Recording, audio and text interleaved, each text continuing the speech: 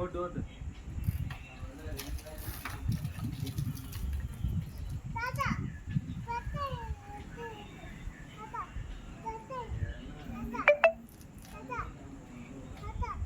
ஓட்டுறா. பெட்ரோலா?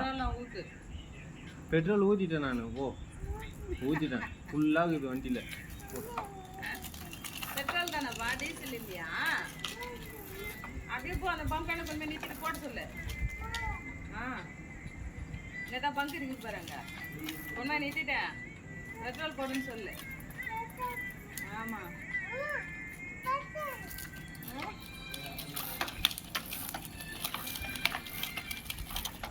அம்மா இதுக்கு தண்ணி போடணும்.